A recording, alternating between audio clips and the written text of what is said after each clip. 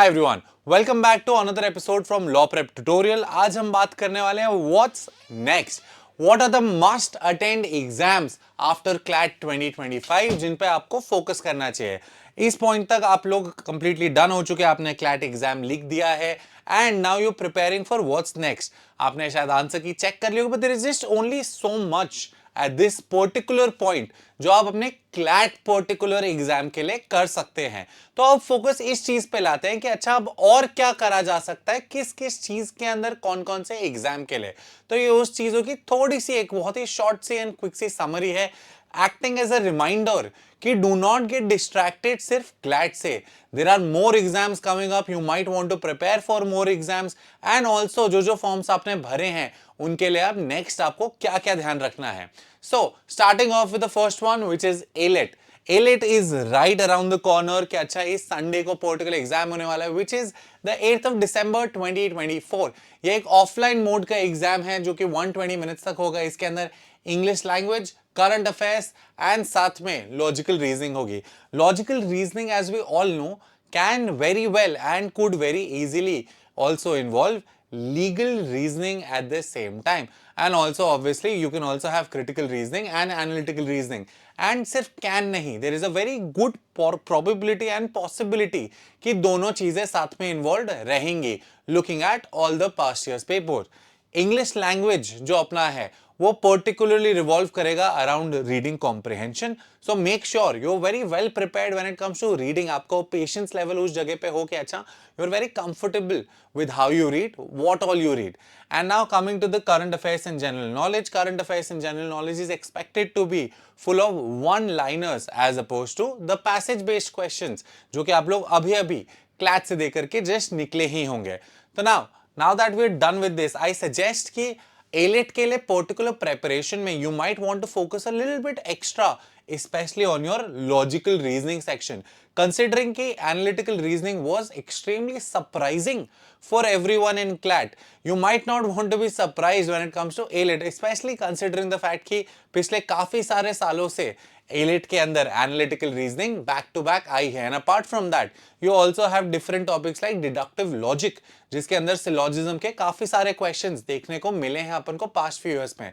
Particularly अगर अपन बात करते हैं एलेट 2024 की, we got to see a total of 14 mind blowing syllogism based questions, so that might be something that you do not want to skip at all। मैं suggest करूंगा कि आप उसे बिल्कुल स्किप मत करिए। सिलॉजिज्म के अच्छे से प्रैक्टिस करिए, आपके जितने भी अरेंजमेंट्स के क्वेश्चंस हैं उन पे थोड़ा ज्यादा फोकस करिए। English language and current affairs की तो काफी हद तक आप लोगों ने तैयारी ऑलरेडी कर ली होगी, बट करंट अफेयर्स के अंदर भी वी ऑल्सो सजेस्ट स्टैटिक की थोड़ी सी एक्स्ट्रा तैयारी। सो मेक श्योर आप जो एलपीटी के मॉड्यूल्स हैं आपके जीके के स्टैटिक को लेकर के, you make sure you go through it in the next coming week। now moving on to the next exam that we have got which is SLAT। I hope आप में से काफी सारे लोगों ने SLAT के लिए रजिस्टर करा होगा, because SLAT is honestly a very good backup college to have। कि if you are someone who feels like कि अच्छा नहीं मेरे को I'm done with CLAT, I do not want to drop a year and I definitely want to appear for something, I suggest कि आप SLAT को seriously लेंगे। obviously the registrations for this have already closed down, but you do have two different chances इस बार, which is on the 13th of December and the 15th of December। दो attempts की इस बार के लिए उन्होंने permission ली है, उन्होंने प्रैक्टिस करी है, तैयारी करी है। and this will be an online mode exam which is something that you might want to be a bit careful with। however it is on the easier side of things। अगर अपन देखते हैं it's on a much shorter side। Symbiosis के जो exams होते हैं स्लैट वाले in particular, you generally tend to have a lot more extra time on your hands, considering the fact कि logical reasoning के 12 क्वेश्चंस होते हैं, लीगल रीजनिंग के 12, एनालिटिकल रीजनिंग के also 12 and finally reading comprehension and general knowledge के भी 12 each questions exist करते हैं।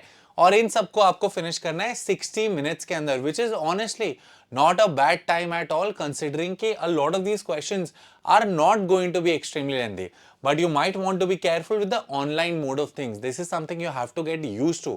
so for anyone who hasn't actually gotten used to attempting papers even in today's time जहाँ पे काफी सारा material and आपके portals वगैरह पे available होता है and you're very used to attempting these tests online, अगर आपको फील होता है, आपको लगता है कि अच्छा नहीं ऑनलाइन में you are not very comfortable, you might want to sit for a few mocks here and there online itself and make sure आप इसके अंदर just pace yourself properly.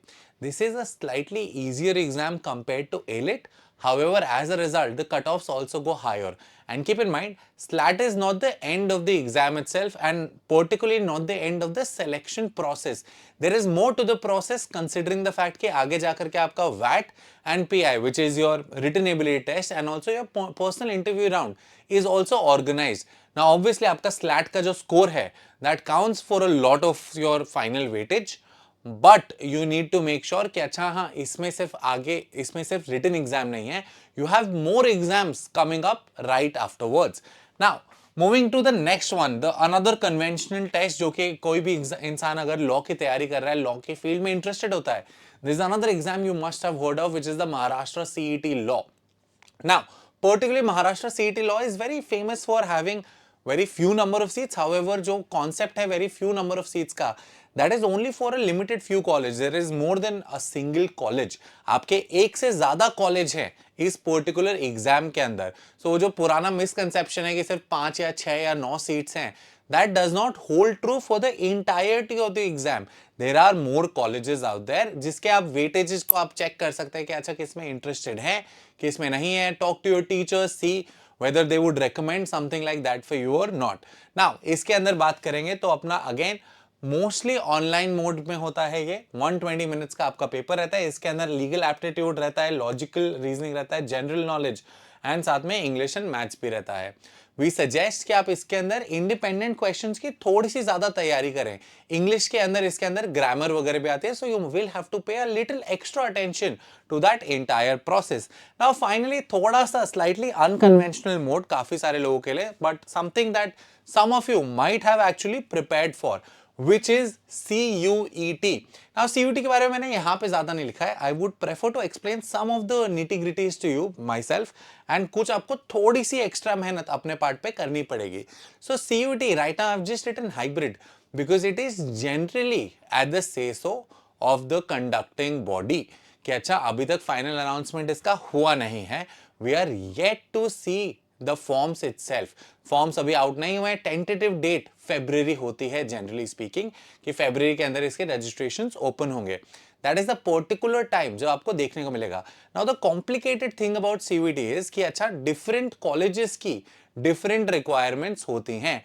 There are three different things, three different sort of tests that you need to be concerned with. The first one is the general test, the second one is the English test, and finally you have the legal studies wala test. Now the reason I have mentioned these three things and use the words कि अच्छा आपको concern रहना पड़ेगा इनके साथ में, and not saying कि आपको सारे attempt करने पड़ेंगे, is because whatever college you want to go to, they all have their own separate criteria.